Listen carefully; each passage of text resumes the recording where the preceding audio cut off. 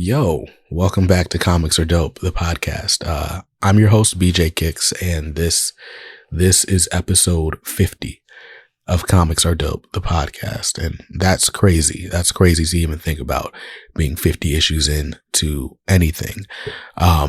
But here we are. Now, this is going to be a double length episode, which you can already see from the runtime.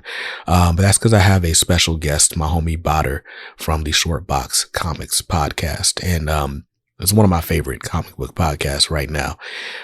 We didn't plan this episode to be this long. It just kind of naturally happened over the course of the conversation. And the more I thought about it, the more I felt like this needs to be episode 50. Of course, I start off interviewing Bader about what he does. And of course, like a true podcast host, he just kind of takes over the show at a certain point and starts to interview me. So this episode, you'll get some insights into why I do what I do, why I love audio versus video and vice versa. There's a lot of cool stuff in this episode. And I think it's a great episode for 50 for this milestone. Now, here's what I promise you, because I'm still running on fumes from New York Comic Con. And so I wanted to have like special music and different things for this episode. That's not going to happen. So instead, next week, for Halloween, I'm going to do a sort of bonus episode reflecting on 50 issues of the podcast. And, you know, from 51 on, we'll have even more fun. But if you want to be a part of that 50 anniversary spectacular, the bonus episode, if you want to send in some support messages, whatever, shoot me an email. It's bj@comicsaredope.com. And you can be a part of the audio for that show. And with all that out of the way, without further ado, let's get into my interview with my homie Bader. All right, guys. So a while back, I did a video about 5 YouTube channels that I was jealous of. And it wasn't like a top 5 list or anything. It was just 5 people that I was like, man, there's something about what they do that I wish I could replicate on this side. And so if you see me copying these channels, like, just know it's out of respect, right? And tonight's guest was one of the people on that list. So today we're talking to Bader Milligan, host of the Short Box podcast. I don't know if there's anyone who reps a city as hard as this man reps Jacksonville, Florida. Like, is the smoothest voice in the city. He reps his city, he reps his comic shop, and he does fantastic interviews. And so I had to see if I could get some of that magic over here. So tonight, please welcome Bader. How you doing, man? Man, it feels good to be on this side to get like a well thought out intro. I get it now. I get it, and I respect it. Thank you for that intro, BJ. This is a really big honor, man. I have been following the channel. I've become a very fast fan of it, and I appreciate that. It seems you've already done a little bit of research, and that's humbling. And I'm like, damn, maybe that is a shtick for everyone that's from Jacksonville, Florida, that we are just obnoxious about ripping our city, whether it be, the Duval chant or just letting people know, Jax. Word. Yeah. Nah. What's funny is, like, I don't know anything about Jacksonville except the Jaguars. And, my last name is Jackson. So, like, I could point it out on a map, like, oh, yeah, that's my city because it's Jacksonville. There's also a Jackson, Mississippi, but I wouldn't claim that one. But I believe there's also a Jacksonville, North Carolina, if I'm not mistaken. There is. A lot of my family's from there, actually. Oh, word. Okay. But yeah, what's funny is there's also a Brandon, Mississippi. So, like, there's a picture. We were on a bus one time and we took a picture of the street sign where it's like Brandon 70 miles, Jackson, whatever miles. I was like, that's cool. But anyway, now that I've doxed myself. Look, as we've just proven, there's a lot of Brandon streets. There's a lot of Jacksonville cities. So, you got that layer of safety to you. Right. So there's a lot of places this conversation can go. But I figured I'd start here, right? Like, how good was this comic book? I'm holding the Ultimates issue number 4 in my hand right now for the audio listeners. And my mind is blown. Like, you've read it, right? I was just about to say, did you do so on the minute research that you just looked at my tweet that I put out like maybe That 2 did minutes happen. ago? That did happen. Touche. No, I appreciate it, man. Ultimates is amazing, and I was beating myself up like, why did I like? I've been pulling them, but I just haven't gotten around to reading them. Now, obviously, that's like a common problem for anyone that is a Wednesday or just reads comics in general. You're always going to get to a point where you just have things backed up, even though you've heard amazing compliments about it, or you just know it's going to be good. But I went to Colorado last week and I loaded up, the iPad. I went ahead and got everything on Comixology. I double dipped, had them in print, but I didn't want to bring them on the plane, get it messed up in my bag.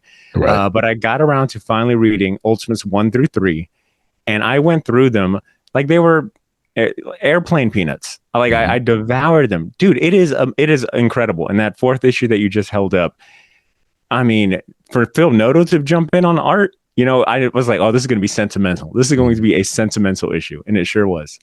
Yeah, man. It was the same for me, right? So I've been pulling all the Ultimate stuff, but I read Ultimates 1 when it first came out and was like, oh, I really like that. And then somehow I just kind of missed 2 and 3, even though I had them in my collection. So anyway, I went on Marvel Unlimited, read them over the weekend, and I was like, yo. And so on the pull list, I said, like, yo, maybe I need to just like drop a few titles or something so that I can appreciate the things on the list, because this book is amazing. Like, every issue has been amazing.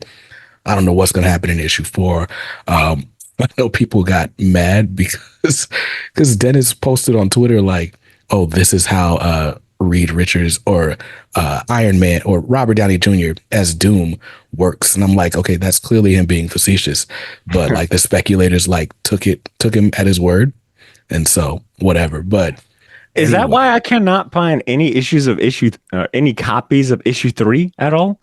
Like it's them, those issues. I cannot find issue 3 for the life of me.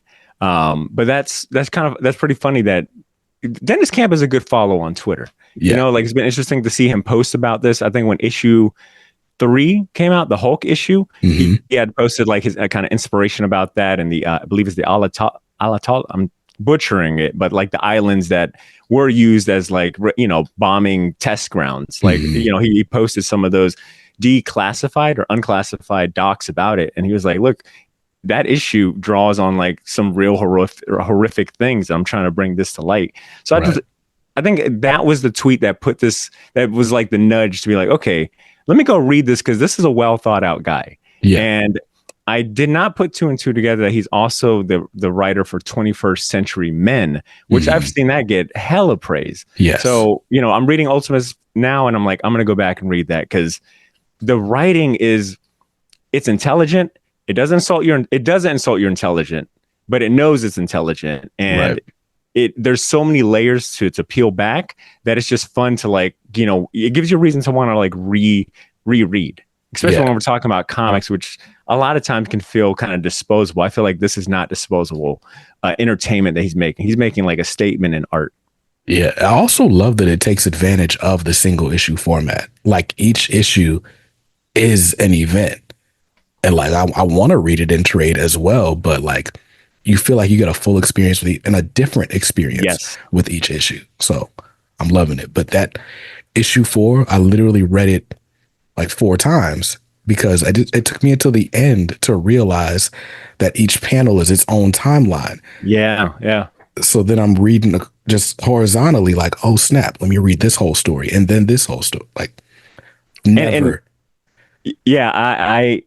I got that one on first read, but what was messing me up is that, they were playing with you, or they were kind of swapping. The same timeline wasn't always happening at the top panel or the third. So you're like, okay, I think I'm getting the full picture together. And then what I found interesting is that I think for the most part, I think 100%, I'm sure on this, that it was 4 panels every page. And you're like, oh, he tied it into the Fantastic Four issue. It's issue 4. I'm like, this is like a triple entendre. This is some Jay-Z shit. Right. Don't even ask me how. Like, it was crazy. Well said. Yeah. But yeah, so anyway, I wanted to start there because it seems like we both read this book today and we're both mind blown. But anyway, man, so you you've been doing the Short Box podcast for quite some time. I first became aware of you, I want to say it was the Jason Aaron interview. Recently. Yeah, really super recently.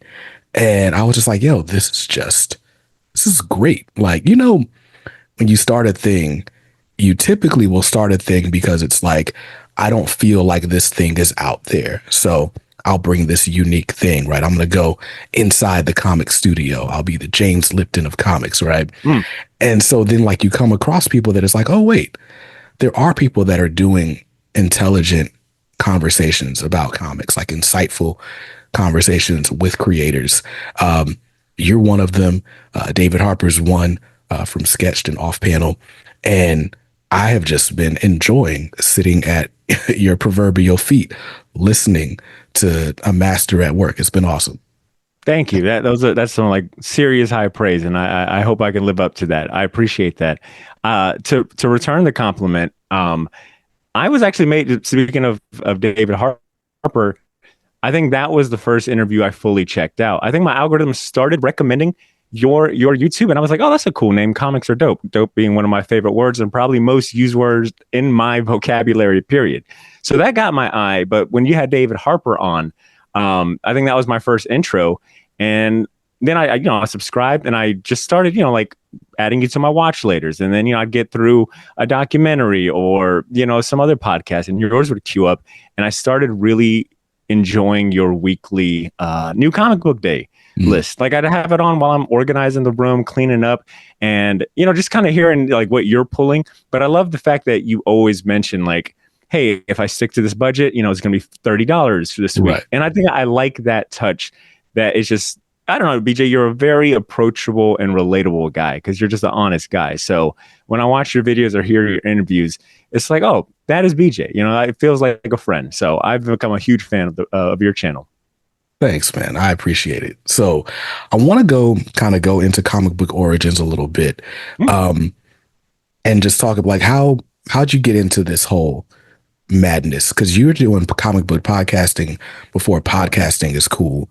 So that means you got to love comics, right? Like what was the bug? What bit you? So what bit me for the comic book bug? I mean, all credit goes to my dad. He is, on the pod. When I first launched the podcast, he was like one of my earliest guests. And he was like a fan favorite early. So his name on the podcast is the Marvel OG, but he goes by Joe Milligan or Big Joe. So my dad has been in comic books for as long as I remember, man. Like I'm a toddler and my dad is buying us X-Men figures and playing with them on the couch with us, making the noises and, coming up with stories. And, having kids for him was basically just an excuse to buy toys, buy more toys, buy comics and continue being a kid himself. But it wasn't, comics was kind of a hard sell. Like I was a really big reader as a kid. And that kind of stems from I was not born in the US. I was born in Morocco and I moved over when I was like, less than 5 years old. So when I came over, I had a speech impediment and I had to be put in speech classes. And, so they really pushed reading on me. So I grew just really like reading, but comics just took a minute. And it wasn't like I remember the first comic my dad ever gave me was a Fantastic Four issue. And he was like, hey, give this a shot. I think it was his first time like testing the waters. I was old enough to like be reading and maybe comprehend. So he gave me this Fantastic Four book. I read it. It just wasn't my thing. I remember it just being too sci-fi, too wordy. And, that was that. Well, around, I'd say like, I don't know, like sixth grade, like early middle school years. I remembered that he was in the Navy, by the way, and he'd be going on like these long deployments, like 9-month deployments every other year, pretty frequently. And I remember around like early middle school year, I had made a comment like, Dad, if you leave, I'm going to be so bored, because he was fun. He'd play video games with us. He would take us out and all that. And he was like, only boring people get bored. Like there's plenty to do in this house. I mean, you read a lot. Go read a comic book finally. And he handed me, I'm gonna have to look up the numbers exactly, but it was the Spider-Man issue that was an Onslaught crossover. It was done by John Romita Jr. and it was Ben Reilly Spider-Man. And I remember I can close my eyes any day of the week and picture that book. I own like so many copies, but it was the coolest thing I'd ever seen. I'm like in the 6th, 7th grade, Ben Reilly Spider-Man is cool as hell. So that was that. I was like, who's this Onslaught guy? Like, whoa, this Spider-Man is really tough. He's not like the animated series. So that was like the bug that bit me with comic books. Like that book, I think I went through his entire collection while he was out, on deployment. And my dad is like an old school Marvel head, like, born in the 60s, grew up in the 70s, 80s in Jersey. Like he was, close to Marvel, the source and all that. He bleeds that Crimson M. So, I grew up just as a Marvel kid and yeah, I mean, that's the bug that bit me without going too deep. Got you. That's funny. So like, cause I wouldn't say I had comics as a kid, right? Like my grandmother lived in New York, so we would visit for the summers, and my uncle had a friend. I don't know if he worked at a comic shop or what, but he was like the stereotypical like black nerd dude in the 90s. And so like he had like the silk anime shirts and he like owned swords and like the swords is the dead giveaway. And it took me a while. It took me into adulthood that I realized, oh, my dad was the black nerdy kid. That's who he was. Because my dad was into comics, was into Kung Fu. He had to learn Kung Fu because he just kept getting picked on. But my dad also owned swords too, like, yeah, it wasn't until adulthood. I'm like, Dad was the black nerdy kid. That's what it is. Right. So he would whoop your ass though, like try if you want. Right. So yeah, my uncle's friend Ron would drop off like Rite Aid bags just full of comics. And that would be the entertainment because my grandmother didn't have cable. Well, we had cable on one TV. My grandfather used it to watch baseball like seemingly 24/7. I don't know how it was even possible, but anyway. So that's when we got comics. And as a kid, we would just kind of fight over. It's me and like 5 of my cousins in my grandmother's house. So we would just fight over like which covers we liked the best. And for me, I was just like grabbing some typing paper and drawing those covers. But then I'd go home, for the school year and like never see a comic again. And so like for whatever reason, like it just didn't click in my mind that you could still get comics elsewhere. I thought it was a New York thing. Yeah, I heard you say that on the Ben Amin episode, and that had he died laughing when you said that you thought comics was a New York thing. Because same here, I thought Marvel was real in New York. I thought that was like my glimpse into New York before I got into like New York hip hop. It was Marvel. Like I was like, oh, New York is exactly like Marvel, and I think that's why I gravitated towards like Marvel. And anytime I go to New York, there's still like a sense of awe when I go there. But yeah, for that New York connection. Word. Yeah. And so, but with all that said, I was an animation fan, so I'm a big DC fan. It's only recently I've been getting into Marvel, I guess just for channel reasons. But been enjoying it. So that'd be very hard to believe considering you got a Marvel hat on and a Marvel shirt on. Marvel comics, yeah. I try to tell people, right? Like if DC had better merchandising deals, like you'd see less Marvel on me, but I got to go shopping. And if I got to go shopping, I'm going to buy something cool for me. And there are Marvel shirts and hats and paraphernalia everywhere. So I agree. Marvel has, they're tapped in really well with like the zeitgeist. And I think that the zeitgeist itself, like music, obviously comics and movies and pop culture really embrace Marvel. And DC, I think, the merchandise just does not compare to the deals that I think Marvel has a Kith contract, for goodness sake, Right. They've got I think they had like some ASICs come out as well. It's on and on. So I think they've kind of like, they've got a tight grip around like that cool factor. Not saying that DC isn't, but when you compare it to like the deals that Marvel gets, the brands they work with, it's like someone on their team is tapped in pretty well. Yeah. Yeah. I was in Target today and they had like a Deadpool and Wolverine shirt. And I'm just like, whoever, like the timing is great. Like, yeah. So, and then if I want a DC shirt, I got to go to Kohl's and then it's literally just a bat logo and that's the shirt. And so, yeah, I agree. Much to be desired. Yeah. Yeah. But yeah, so I was a big DC head coming up, but I got into comics way later, just looking for more wholesome entertainment than what was on TV at the time and stuff. No, you're good, man. But yeah, so anyway, all that to say, it's funny that you were such a big Marvel fan because I was a big DC fan.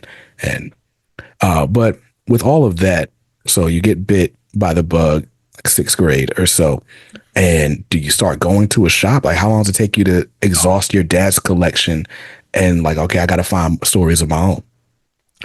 And it did not take me long. I mean, my dad didn't have a huge collection. I vividly remember before I got it, bit by the bug, and he gave me, that amazing Spider-Man or that Spider-Man comic, that he actually went and sold a big chunk of his collection. Looking back, it was like, it was a big thing to do. He loved his comic books, and he brought them all the way from Jersey. I think they traveled with them to Spain, where he met my mom, and I think even back.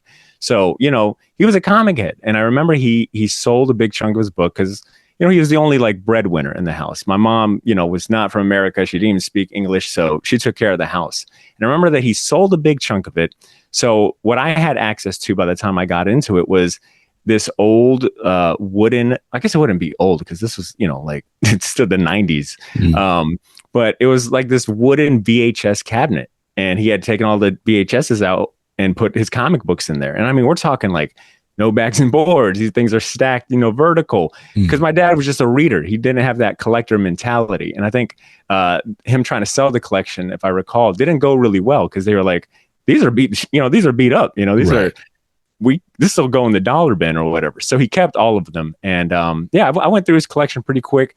And that's when I think that he started, kind of getting back into collecting as well. Because we would go there was a local shop up the street called Roy's Collectibles. We'd go like every Saturday. And then when I got my first job at Domino's, my mom would take the check to put in savings for me. And I used to have like a $20 allowance every, 2 weeks. It was right to the shop, So, I mean, he was he's integral to like me getting into comic books and building my own collection. He would take all the questions I had about things and, like, oh no, you need to collect this, you're missing this issue. This is a tie-in.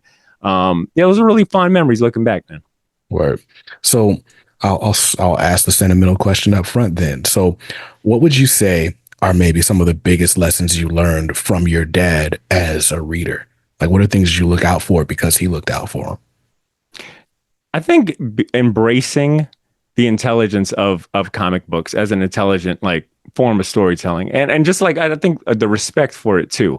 My dad his favorite things were like the old school. Your Fantastic Fours were his favorite team. He loved Black Panther, Thor. He loved Conan. He loved Doc Savage. So and those have ties to the literary world because that's where Conan and Doc Savage started. So I think just a passion to read and absorb stories and think a little deeper. He always used to like ask like, well, what did you get out of it? What did you think this mean? We might be riding around and he's, listening to a song and he might try to break it down for me. So I think that approach to treating comic books like a legit art form that are capable of telling these stories that are on par with like, classic literature. Yeah. Yeah, no, for sure. Like funny enough, I mean, I was a reader as a kid, but there's definitely a point where I like stopped doing the required reading for high school and all that, right? Bro, I'm sorry. When I got hooked on comics, I was so hooked on comics. And I think we're about the same age. I think you will remember. You remember the 25 book list challenge? Uh-huh. Yeah.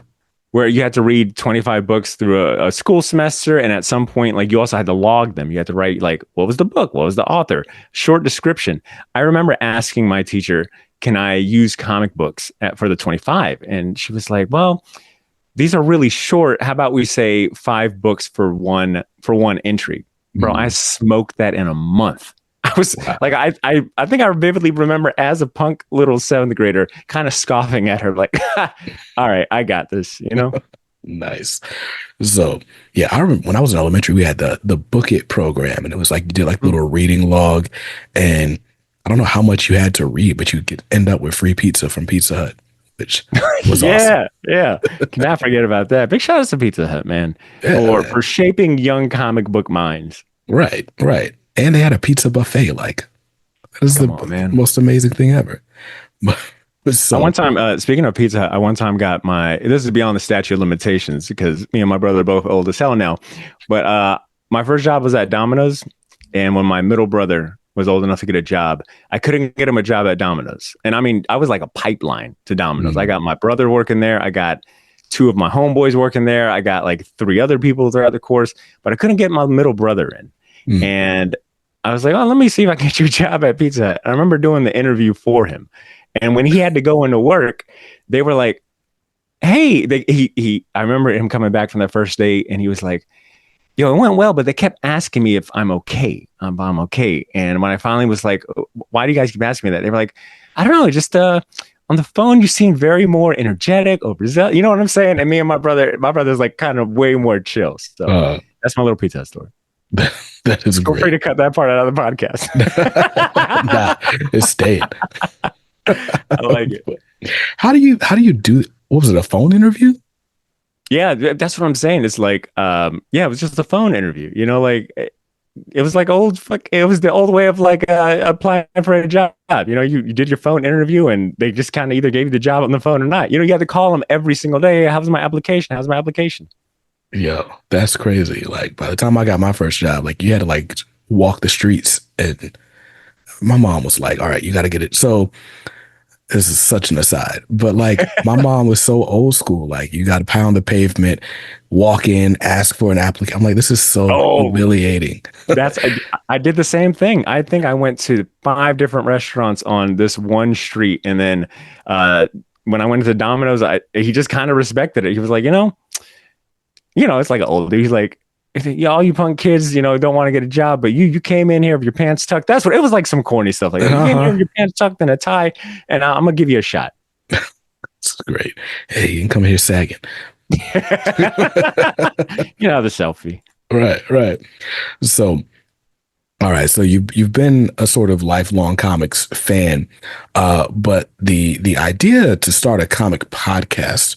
Right. Like that's a different level of dedication, is a different level of, I said dedication already. So yeah, but it just takes a little bit more like initiative to say, all right, I want to add something to the lexicon, right? Like what was it about comics that was like, okay, let's try doing something with it. So I guess this is the part where I give you the origin of the Short Box podcast, and I'll try to give you. And I think I've shared this enough to where I've got like a good grasp on condensing it in a thorough way. In 2012, at this point, I'm like 19, just graduated high school. I think I just like joined the Air Force. I'd finished boot camp, and I was working at a comic shop with my best friend, Drew, and me and him had been, best friends for like 2 or 3 years. I'd met him after high school. We worked at Target together, found out we both like comic books, and, we've been friends since, like thick as thieves. And we were going to the same shop. We were bouncing around different comic shops because they would close or move. And then eventually we landed at a comic shop called Universe of Superheroes. And we were going there so much and befriending the owner and the people that work there that they gave us a chance to like work for store credit. They're like, look, you guys are here every day. The customers, like, might as well work here. So me and him worked there, which gave us even more reason to spend more money in store credit on comics and just be there. So we were there all the time, and we got to know a lot of the customers because we were just talkative. I mean, as you can tell, we started a podcast. Of course, we like the yabber. But we eventually met our homeboy Walter Gant, who would come into the shop. He was a little older than us, one of the coolest guys in the world. He could talk about anything. And we befriended him. We used to call him hip hop because he had an encyclopedic knowledge of hip hop. He knew everything about movies. It felt like he was reading every comic book, and we quickly became friends. And we would stay at the shop for hours on end. I'm talking like the shop would close at 10. We're probably still in the shop or hanging out front because we just locked it and still talking until like midnight. And at some point in 2012, I guess I'm still in 2012. In 2012, Walt got invited to, he was a co-host on another podcast called The Side Hustle. And what they would do is just talk about like, they were just 4 dudes that would meet on Fridays to just talk about anything. This is 2012, 2011, I think is when he started the Side Hustle. But it was just them hopping on a mics, talking about how their work week was, cracking jokes, they would drink. It felt like you were hanging out with your friends, unwinding after a grueling week. They all kind of worked in corporate America, and they all had different perspectives, and they, they were just unhinged at times, and it was funny. And I would just tune in. Like, even though I knew Walt, even though I knew the other guys that did the podcast, I was like, there's something crazy about hearing my friends, you know, like in my ears and these conversations. And it blew me away. And at some point, and then I had gotten into podcasting around that time too. And Walt at some point, or the guy running the show at the time was named Scott. He had told Walt at some point, hey man, if you ever want to do your own podcast, like, feel free to use the equipment here. Like, if you had an idea, like, you know, maybe we can. And I'm talking like he had ideas for a network early on when there was no network. And I don't think he knew what a network works. He was just like, hey, if you want people to come on and do your own podcast, do it. So I remember Walt coming into the shop one day and was like, how you boys feel about doing a podcast about comic books? And we were like, what do we got to do? He was like, everything we're doing right now that we do every night in this shop, just in front of some mics. And you know, and that was kind of the start of it. Walt took us over to, you know, the barn. It was literally his Scott's backyard had this barn shed thing where he had music equipment in, bands would come practice, and he had like a setup for the podcast. And every Sunday, I think 1:00, I would scoop Walt up, or Drew would be with me. We'd scoop him up, go to Scott's house, hit up the barn, and just was like, okay, what new comic books came out? What new albums came out? Any other topics? And that was the flow of the original Short Box. Was the first half was dedicated to comic books, second half was music. And I mean, it was a pretty buck wild show. You know, we're like young 20-year-olds. I think Walt was maybe like young 30, and just saying whatever came to mind. But it was so fun, man. Just to be so unconstrained. That had to be good though, because back then music was still coming out on Tuesdays. So you got new music Tuesdays, new comic Wednesdays. And we all listened to the same stuff. I was huge hip hop head. I mean, still am. I was in hip hop. I love soul. I was collecting records. Walt was like, you know, he was older than me, so he knew everything I knew plus some, and he was on to current stuff. And Drew wasn't into hip hop, but he was getting into it through me. I was giving him like mixtapes. I'll never forget driving with him to the shop, and I gave him Kid Cudi's first mixtape, Man on the Moon, and Here Day and Night. And he still says it to this day. That song got him into hip hop because he never knew anything like that could exist. So, you know, it was cool that Drew was also trying to give albums a shot and this and that. It was, you know what I'm saying? We just got on the mics and just talked about the things we were really into, and we're just really passionate people, and it just made for a cool show. And I think, you know, you said something about wanting to create the thing that you feel is missing, to put it out there in the world. And I think that's what I felt was missing, or that's what I wanted the show to be. That's what we all wanted the show to be, was that we were personable. You know, we didn't fit the stereotype of being a comic collector, whatever that may be. I think that's definitely changed now. But at the time, you know, we looked nothing like the other customers, you know, and we liked hip hop. You know, I think that intrinsically, you know, there was just a certain flair to the way we talked and joked and what we thought funny, and how we could easily like kind of go through topics and incorporate comics and things. And that's what I wanted. I kind of wanted like a hip hop show, a comic book show with a hip hop aesthetic. And the OG Short Box like was that for us. Word. So I gotta ask then, right? Like, you're putting people on the Kid Cudi, which means you're firmly in the blog era. What are some of your favorite blog era acts? Oh my God. BJ, this might be the best question I've ever gotten, because I feel like I don't have enough opportunities to talk to people that really were in the blog era like that. Like, and I think, you know, hearing first of all, can I just say your DJ Ben Amin episode, it is kind of criminal that you are not putting that on YouTube. I know you've got the audio. I listened to the podcast on Spotify, and can I say that episode did my heart so good, bro. Like, Combat Jack, DJ Ben Amin, I mean, I cannot tell you what that show meant to me early on. Like, Combat Jack, Fat Man on Batman, and the Side Hustle were my holy trinity of podcasting. That's like all those three shows is what made the Short Box. Yeah, it's gonna end up on YouTube eventually, right? It's got a members only little embargo right now, but also Ben could not control his mouth, so. Okay, BJ, you gave that warning in the intro, and I'm like, come on, BJ, he can't be that bad. By the halfway episode, BJ, I was like, All right. Well, yeah, this one compared to his other content, Right. this is kind of out there.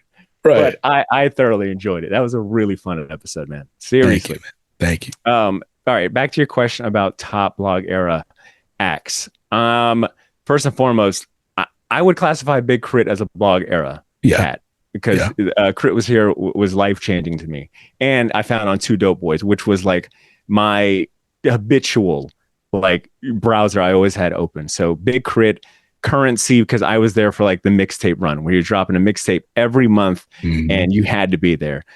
In the same vein, I'm gonna say Charles Hamilton as well, because you know, man, it was just something about being in that moment where it's like the internet is meeting music, and you know, you're seeing that like go beyond just Napster, and you're seeing blogs. But okay, so Big Crit, Currency, Charles Hamilton. I'm gonna say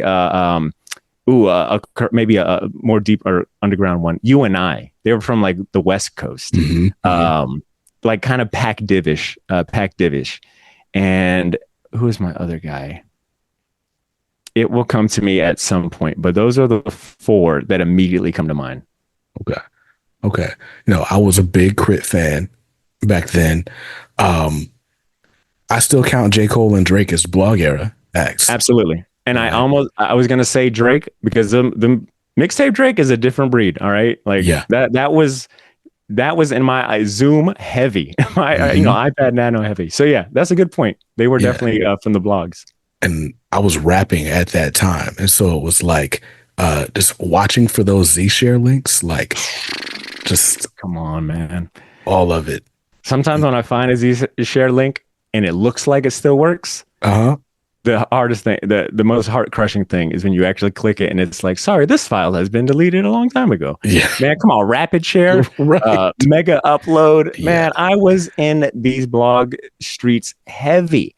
It was, at some point, my life was, and I think still to this day, it was literally consumed by hip-hop or comic books. Yeah. It was, or in the computer. I think that's kind of like, I really love the internet and the computer. That was like my holy trinity of life. Yeah. Nah, my favorite was Z-Share, just as someone that was rapping at the time, because it had the download counter. You could see how many people downloaded it. But Rapid Share was dope. I hated Mega Upload. It was unreliable. Rapid Share was my least favorite because eventually they started. You had to wait like a minute and a half sometimes. Yeah. Like, come on. Where's my instant satisfaction? I know I'm doing something illegal and free. Right. Yeah. But hey, yes, really quick. You mentioned that you were working at an indie label. I know that you're from North Carolina. Where in North Carolina again? I'm in Raleigh. Raleigh. Okay. So I was like, okay, North Carolina. He's in Raleigh, and it got me thinking. I was like, I wonder if he loves Little Brother as much as I do. Absolutely. Damn right. I love Little Brother so much that I added Ninth Wonder on Facebook when I was in college, and would like go back and forth with him because I'm a Carolina fan. He's a Duke fan. And then maybe a couple years later, this was 2010, 2011, Jamla had an internship program. Oh, wow. I applied for the internship program and then had like this crazy, like with my last $20 that I borrowed from a friend. So it wasn't even my $20. I went to school in Greensboro, and Ninth is from Winston, which is like a 20-some minute drive, maybe 30. But he was doing a screening of The Wonder Year, the documentary. Oh man, I remember supporting that on like the website. Remember, it was like a kind of, it wasn't Kickstarter, but it was like, hey, we're trying to raise money to put this out. Man, I signed up so quick. Yeah. And so like they had the big campaign, co-sponsored by LRG, and you're right, it wasn't Kickstarter, but it was definitely like a crowdfund type thing. And but yeah, so they're doing screenings after the movie premiered, and he did a screening in Winston at this old like theater. I met Bill Cobb from Air Bud. I say from Air Bud. Bill Cobb is like a huge established actor, but no matter what, he's gonna be the dude. Let's play for the basketball dog. Yeah. To me, he's gonna be the one that was like, you wash the uniform in cold water like that. That's it. But anyway, I met him that day, but I also met Ninth, and I'm like, yo, I applied for this internship, like, and these are all my ideas about marketing because people don't use the internet right and all. Just, I don't know why, but I was like just pouring my heart out on the street in front of this theater. And we talked for like what felt like hours. It may have been like 7 minutes total. But he's like, well, I got to go, but we're going to talk about that marketing stuff. And then like a week later, I got the internship. And man, to work at Jamla at the height of the blog era when they were putting out a mixtape every month, they had like 8 rappers, 7 producers. So there was like always something going on. It was amazing. I am like, I damn near got goosebumps. I am jealous as hell. Because when you said that on the Ben Amin episode, I'm like, I guess it was like too small because he's not mentioning it to the Ben Amin, who would know probably what he's talking about. But Jamla, man, anything from Jamla, I would always check out. So first of all, I want to say Rhapsody is like absolutely in my top 20. Yes. I think Crowned was the name of that album. It was like 2 or 3 albums ago. I still play that to death. But who did Jamla have? You had Rhapsody. You had, I think, Median. Right? You had Median. Well, so Median wasn't Jamla. Median for a second was for an exchange, but he wasn't the Justice League. That's right. So Jamla, I think, you know, I get Justice League sometimes confused with Jamla because I know there was a lot of crossover and stuff. But is Crisis the producer on Jamla?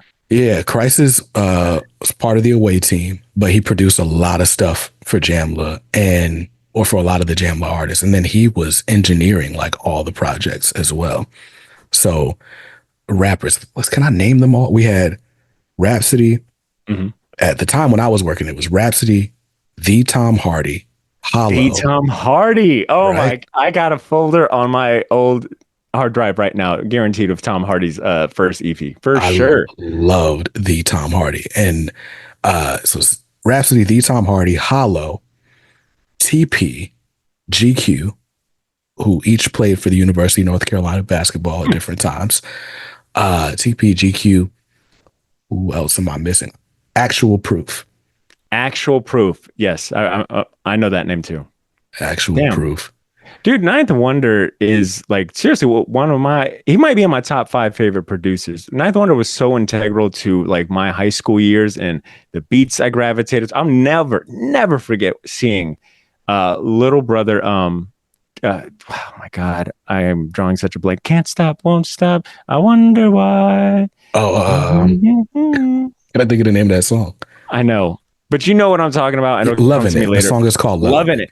I'll never forget seeing Loving It on BET for the first time and like feeling like I just found a secret labyrinth of hip hop. I was like, who are these guys? Why is this beat everything I've ever wanted in a hip hop instrumental, and the rabbit hole I went to? I mean, The Listening, Chitlin Circuit mixtapes. Really quick, I feel like we have gone down a hell of a rabbit hole for hip hop. Hey, I can stay here, BJ, if you want, but if you need to dig us out, you just give me the word. Can I ask, did you go to the Little Brother block party in Durham last year? I did not. I have still not seen a Little Brother show. I was this close to going to their like reunion concert that night at Art of Cool Festival. Oh, when they first like linked up together? Wow. But I wasn't able to make it. Crazy. I didn't make the block party. I had tickets to the documentary screening. Didn't get to the documentary. I mean, you worked at Jamla. That's I don't feel too bad for you. You guys like another one every day. That's cool. Yeah, but like I worked at Jamla when it was weird. So like I worked at Jamla when the Wonder Years came out, and then Charity Starts at Home came out the same day, and J. Cole's first out, the Cole World Sideline Story, those all came out the same day. We called it NC Hip Hop Day here. Oh wow, yeah. But it was like I remember it being a really weird time, like because Fonte and Ninth were like just kind of starting to reconcile their relationship, and then now they're on the outs again. But like it's weird. But anyway, so the best times of my life, like what I'm doing now, I would absolutely not be doing if not for my time at Jamla. And not even because I did anything great. Like, I guess I'll share this since we're here, but like my time at Jamla actually didn't go well because I said something stupid on Twitter at one point, not even like maliciously, but Rhapsody took offense to what I said. And so like there was this whole thing and they were like, you can't come back to the studio, but you can keep working for us and do this and that or whatever. So for a while, I felt like I was just not welcome, but we ended up patching it up. I ended up doing a pretty big social campaign for the Idea Beautiful album. So it worked out. Damn, but, cool. But yeah, just that time that I spent at Jamla listening to the Combat Jack show and all that, like just really ignited my love for media. And so after Jamla, I started this music marketing podcast. And during the pandemic, I ended up kind of just pivoting to comics because I was falling deeper in love with comics than I was music. So there we are. If I may ask you a question and to also bring us back to comics, because I think this is a good springboard. Working in music on the marketing side, and then because I think it sounds like marketing is your thing, your 9 to 5 as well. And then looking at comic books in the industry, I know I see differences and shortcomings in both, and things that might, you could swap and that might help one another. But a lot of it, I look at how music marketing works and then comic books. And also I think just learning things from like street teams and, just being in hip hop and knowing how that stuff is marketed. I think I try to take some of those lessons into podcasting and how I promote things and the clips I cut, this and that. But from your perspective, I guess what are some of the things that you see in the comic book industry that could improve on the marketing side that you see works really well in hip hop? And I know it's a long way to get to that question, but I'd be curious to hear your thoughts on that. Yeah, I think the issue is, comics has never had a Jay-Z and really recognized them for who they are, right? Like, meaning Jay-Z is an independent artist, ends up teaming up with a major, owns all his stuff, and now everyone that comes after Jay-Z is like, yeah, cool, I'll rap, but I gotta own part of this. I gotta I got to be able to control this or whatever. And with comics, I guess the biggest quote, so-called Jay-Z example, it's got to be Todd McFarlane. It's got to be the Image guys, right? Yeah, I'd say probably Jim Lee as well. Yeah. So, but with them, for whatever reason, their success is kind of viewed as a one-off thing. And I guess, the boom of the 90s, we're not selling millions of comics anymore. And so they're just the last and best of a bygone era to many people. But I think with hip hop specifically, there is such a focus on independence, and just the focus on independence and just agency and ownership, right? So in hip hop, you treat it like a business. And in comics, it feels very much like hip hop would have felt in the early 90s. I got to get signed. I got to get the deal. I got to work for the big two, whatever. It's interesting to me how many comic creators don't really think about the marketing side, right? Even as a podcaster, I don't know how much you struggle to really get in with publishers and stuff like that, and to be viewed as a legitimate press outlet. But it's a struggle for me. But there are a few people who get it, and it's they'll reach out. They're like, hey, I put you on my email list and so on and so forth. And it's okay, cool. So this is not that I'm the end all be all of marketing, but the idea that you're going to go and reach out to an outlet that at least has a portion of your fan base there, right? And just take an active role in the development of your career and the furthering of your stories. That seems to be the minority of creators. Most are just kind of stuck at the table, well, I got to pound out these scripts. I got to do these pages. I don't have time to be bothered with the marketing. And I guess part of that is because a lot of them don't own whatever the IP is. And so it's well, why do I need to waste my time trying to sell this thing? It's your property. You sell it. Just pay me what my fee is. Yeah. Yeah, that is a good observation. I do find that marketing does feel lackluster, or leaves much to be desired. as a whole, even though I think there are a lot of good exceptions, I think like Skybound does really good marketing from the licenses they get. I think the Invincible TV show helped them out a lot, kind of like elevating them to another level. Like seeing that the way they cut trailers, I think they have a really good videographer that I follow on Twitter, and I can't remember his name, but he has, he made a trailer for the Transformers series and I believe Void Rivals, and they were just done really well. It feels like Skybound is making an effort to like be involved and having kind of like promo and making their comics feel like a legit product that deserves that marketing like push. I know that's not safe to say for a lot of things, for a lot of other publishers, and I would say that in my situation right now, because I've been podcasting for 12 years, I think it has gotten a little easier. I know that wasn't the case prior. And that is a big reason why it took me so long to get into interviews, is because it felt like it was really hard to convince anyone to come on a podcast. I mean, obviously, I think being early on in podcasting where it hadn't caught up or it hadn't become like, this kind of widely acceptable and consumed media didn't help.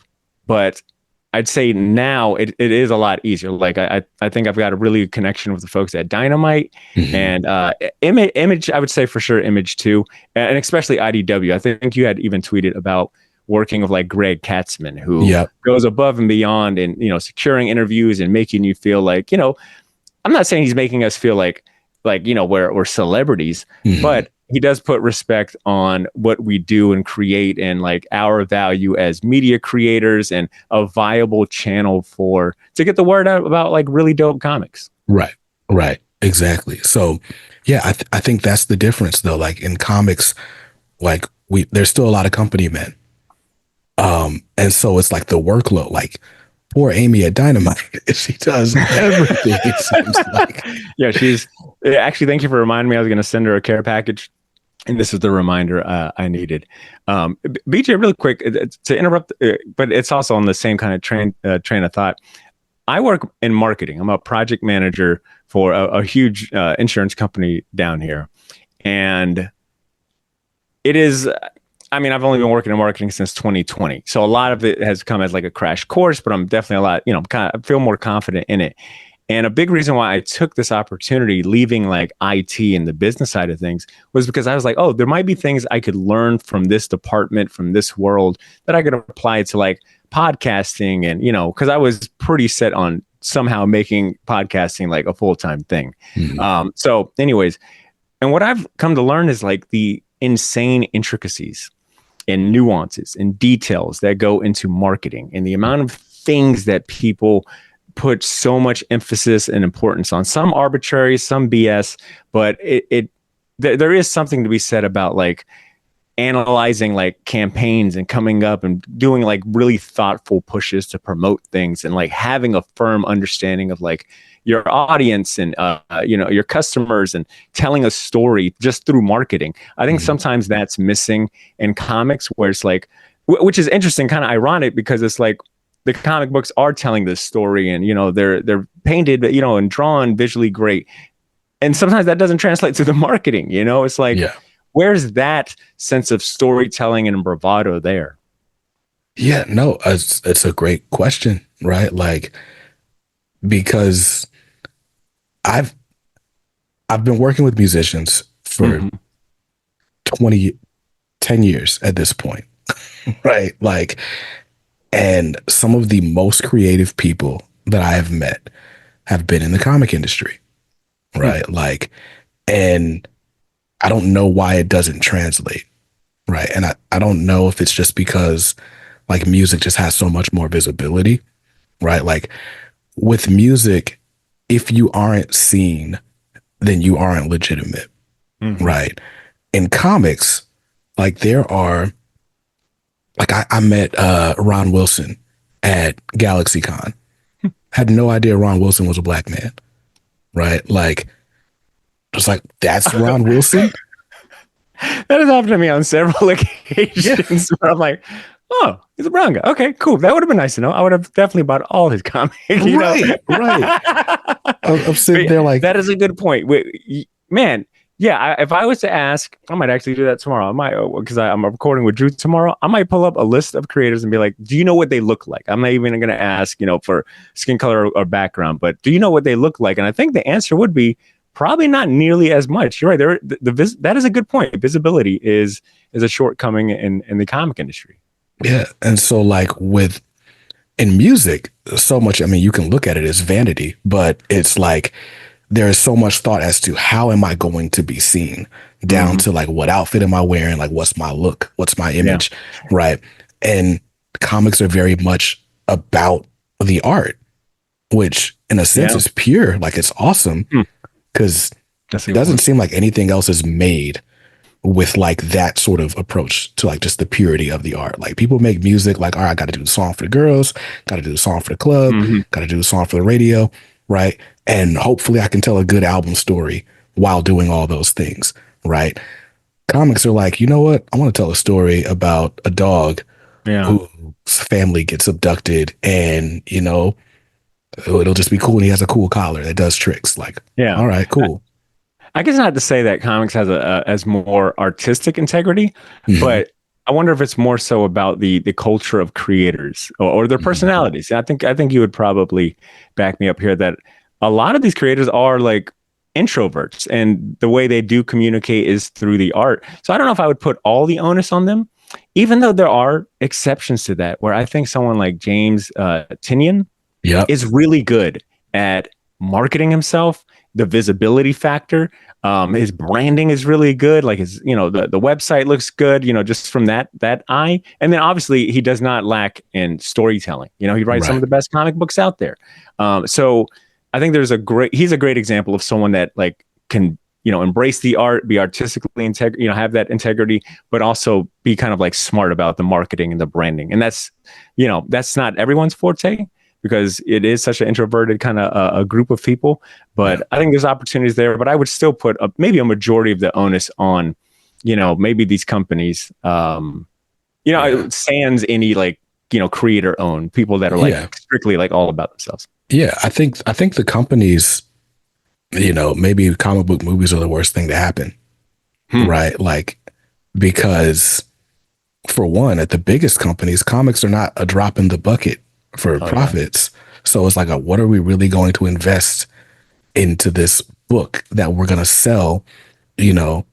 At most, we're going to get $1 per book off of these single issues, right? Like, because the distributors got to make a dime, the retailers got to make some money, like, and we're on whatever day is receivable. Like, what's the point of this huge media push? Like, whatever, just find somebody to animate 2 pages of this comic and let's move on to the next one, because we got more stuff coming out next month, right? But I think there's been such a push, just at least, I mean, I'm new to this. I got into this 5 years ago, but everything that I see is like, how can we line up with whatever movie is out, or how can we do something that's going to get optioned as a movie, right? Like with a lot of these independent properties, it's like, oh, cool, like Witches is going to be a TV show, and Something's Killing the Children is going to be a TV show. Like, maybe this thing can be a TV show. And then you got these companies that are just popping up like, all right, I'm going to buy as many little indie comics as possible, and hopefully we can get some of these optioned. And so it's like the goal is not to market the comic. The goal is to exploit the comic. And that's different. On a tangent here, but you brought up that you've been... you just started kind of getting into comics in the last 5 years, and maybe this is like, maybe this is too early on to ask, but I am curious. Is there any, I guess, creator, title, character, genre that maybe you didn't think you would be this into, but because of the uniqueness of the comic book medium, like, that made you maybe, I don't know, maybe made you a fan of something that you weren't familiar with or expecting to like as much? Yeah. I have a higher tolerance for horror in comics than anywhere else. Yeah. Like I'm squeamish. I'm very squeamish at the movies. If it's a horror movie. I don't do horror movies. I specifically don't do like demon stuff. Like, it's just not my bag. But yeah, I don't really do horrors, but I can take it in comics a lot better. I guess because it's not jump scares and stuff. And so it's like there's been a lot of times where there's a story that I've read and I'm like, oh snap, I can see the underlying message in this. And that's cool. Like I'm really excited, funny enough, for Hyde Street, right? Image sent out the preview and from Ghost Machine. And there's this kid is like killing people, but it seems he's killing people who mistreat children in some way. And he's the atonement for their sins. And it's like, huh, that's interesting. What more of this series, right? Like, so that's probably the one that like surprises me. Like there are several titles that if it came out as a TV show, I wouldn't even turn it on. But in comics, it's cool. Yeah, I've recently been reading the Alan Moore Swamp Thing. And this is, that there is comic books and series and, certain creators that have had like these very iconic runs that make up the foundation and the lexicon of what we call like classic comics or the best comics of all time. And I think it's safe to say Swamp Thing and Alan Moore's Swamp Thing is one of those. And not to discredit the artists like Steve Bissette and, oh my God, I forgot the other person's name. It'll come to me later. But it's one of those, like there are comic books that and stories that are considered classic, but you're like, for some reason or the other, I just haven't got to it. And I've been reading comic books, like I just said, since like middle school. So I've had time to read it. I've been aware of this, but it's just life. You don't get around to everything. And I remember trying to get into that early on, like a couple years ago, but the art was just not something I was into. And as a horror comic book, you know what I'm saying? I just wasn't that into it. But I started reading it a week ago because a friend of mine who also runs a great comic podcast, big shout out to Chris, Oblivion Bar Podcast, sent me the first trade. And I won't lie to you, BJ. When I seen it, I was like, I don't have the heart to tell him I'm not a fan of, Alan Moore Swamp Thing because the art, the horror, blah, blah, blah, blah. But he was really excited for me to check it out. So I read it and I am currently on the DC Universe app, like just consuming all these issues. So I guess I was curious to hear if you had any of these moments where you thought you didn't like something and then later on you're like, wow, this is really my jam because of my headspace that I'm in now. Yeah, I think Immortal Hulk is probably the biggest example of that. Like, I've never been attracted to Hulk as a character, right? Oh, wow. Okay. But people kept saying, you got to read Immortal Hulk. You got to read Immortal Hulk. And I read it to do an appearance on somebody else's podcast, similar deal. And I read the first, I think 12 issues. And I was like, yo, this is amazing. And read all 50 and the Gamma Flight tie-ins and all that stuff. And I was hooked. There was only the one issue that I was like, what is happening in this issue? I think it's issue 25 where he's like in space somehow. But anyway, there's been a lot of there's been a lot of similarities to that and Alan Moore's Swamp Thing, where people say like this is the who is the writer on that? Al Ewing. Like this is Al Ewing's Swamp Thing for Hulk, because it just the body horror, the metaphysical aspects, the religious undertones, like how deep it kind of gets. Yeah, and all those things stood out to me, right? And I saw some YouTube video. I wish I could remember who the video essayist was, but there's a video essay out there just analyzing horror as it pertains to the Hulk and like what horror symbolism typically means. And like people like body horror is usually about us like confronting something ugly in ourselves or whatever. And I just randomly saw that video right before I'm reading Immortal Hulk. And I'm like, yo, like, so many revelations in that series I don't want to spoil, but it was just my jam for that time period.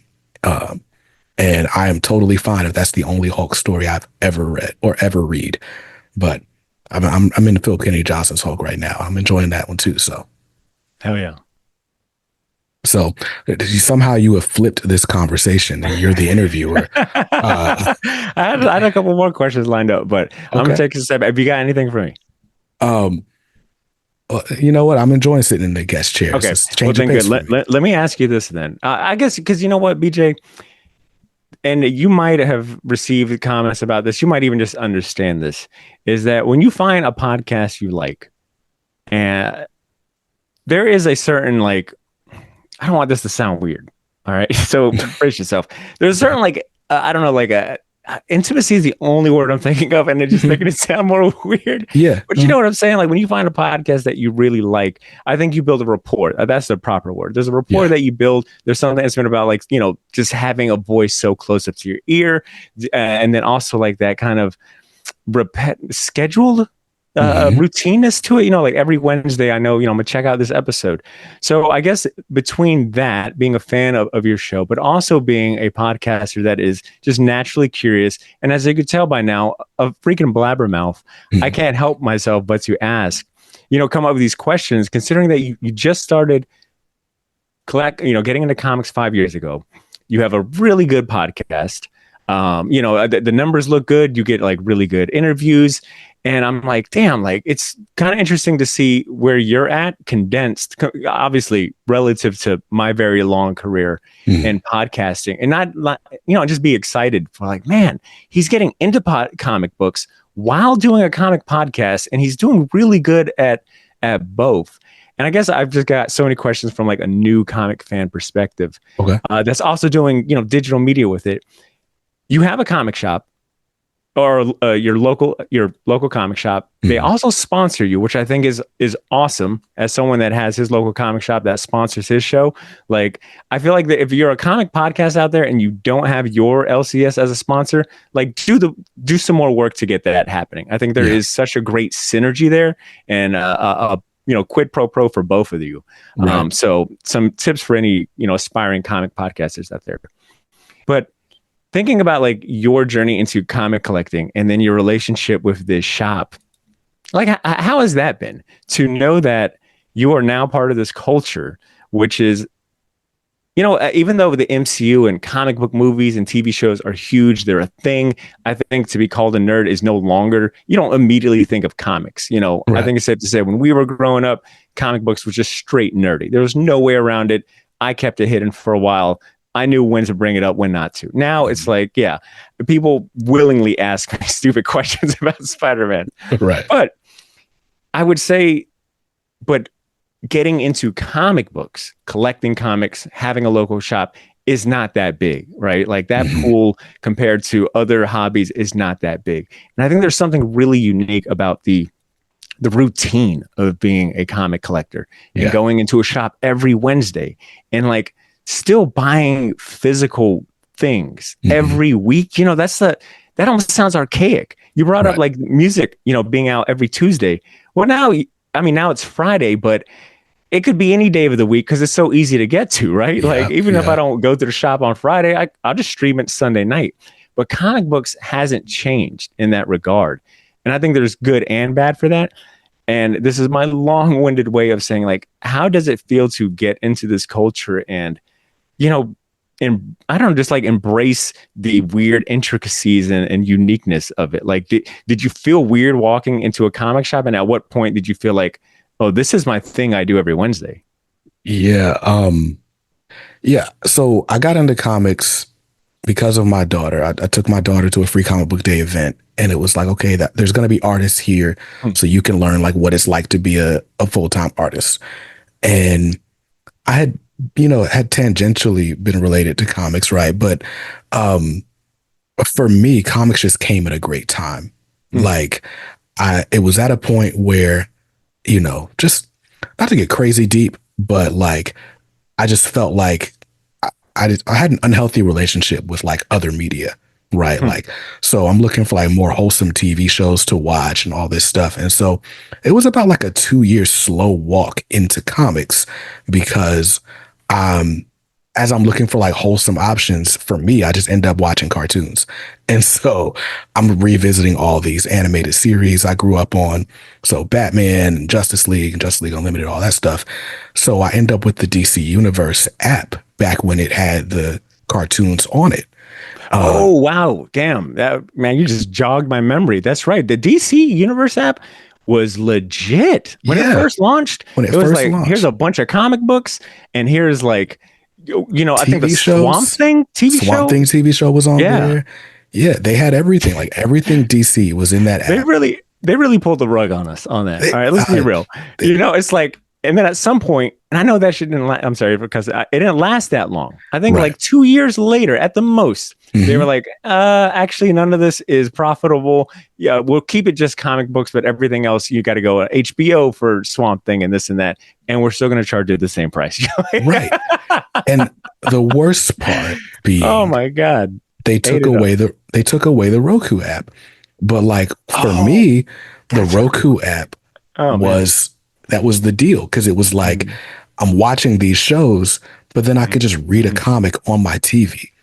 And so for me, like it was a great, if it didn't exist, I may have never walked into a comic shop, but I'm reading comics on my TV.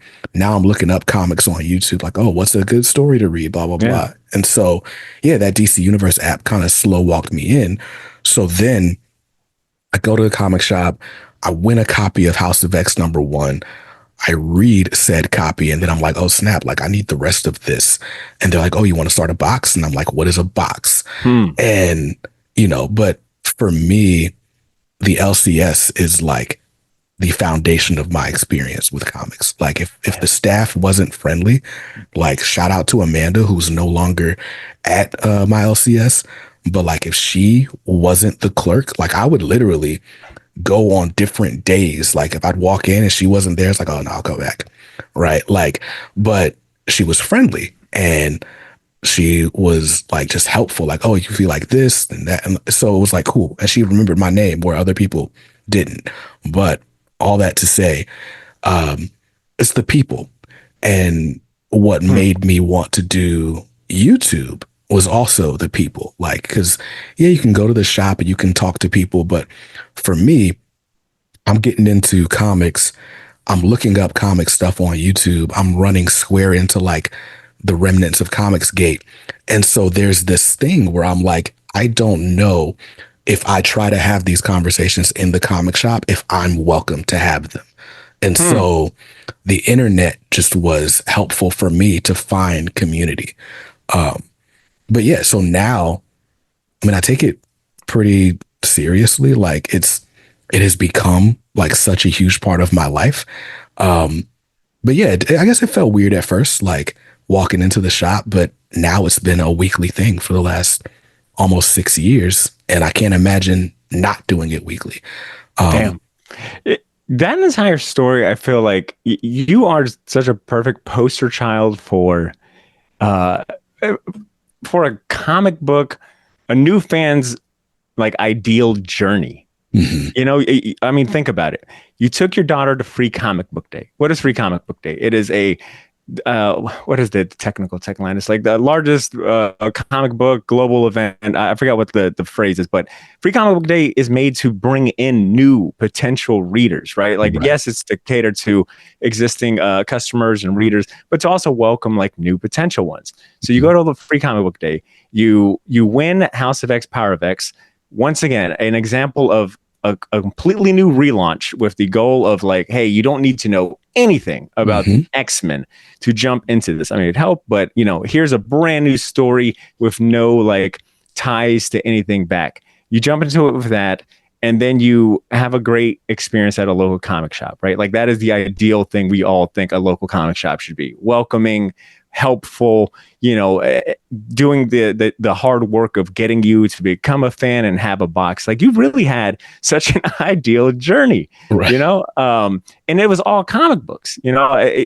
I think the other path is like, oh, I watched, and I think the more common path maybe now is, oh, I watched the MCU. I was really interested in this character. I went to my comic shop. But you hit all these different kind of points. Free Comic Book Day, intrinsically comic booky event, House of X, Power of X, you know, brand new #1, and a good local comic shop, which I feel like maybe that's like the golden formula for you know, comic books to get new folks, or a good event, a good story, and good customer service. Yeah, for sure. And so BJ, we're resolving everything, all the problems in the comic book industry with this interview. Come to us, we got the answers. But so even just to bring it back to like the being sponsored by my LCS, like it means the world to me. That's smart one, man. It's our second go around, actually. We could talk offline about the first go around, but like my shop is like my family, right? Like, so Dan, I see that man almost as often as I see my kids, it seems, right? Like, he's the owner of my LCS.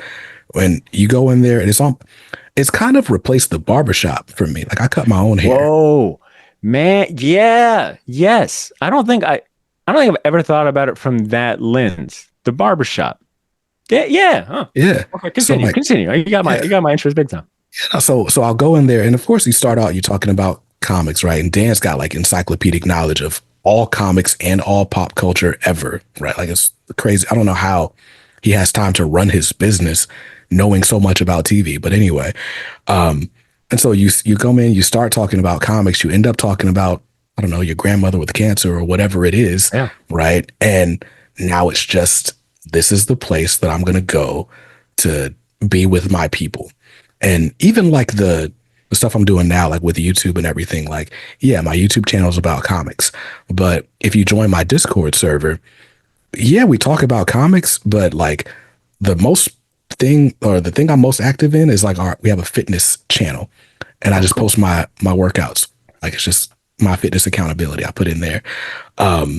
Or we'll talk about like different TV shows, or there's all kinds of different subjects. So it's like, but for me, it is, I'm going to talk about life with people that also have an appreciation for comics, which is a big part of my life. And yeah, so the community is really important. And that's why I love YouTube, because YouTube is really just social media with videos attached. And so it's cool. You know, when I look at your journey and your success on YouTube, I will say that is one thing that if I could redo it all, and that's what I'm saying, like watching your journey in these short 5 years and the success you've had, if I could redo this journey, I would have done, at some point, I would have just switched to like video and really focused on like garnering a YouTube.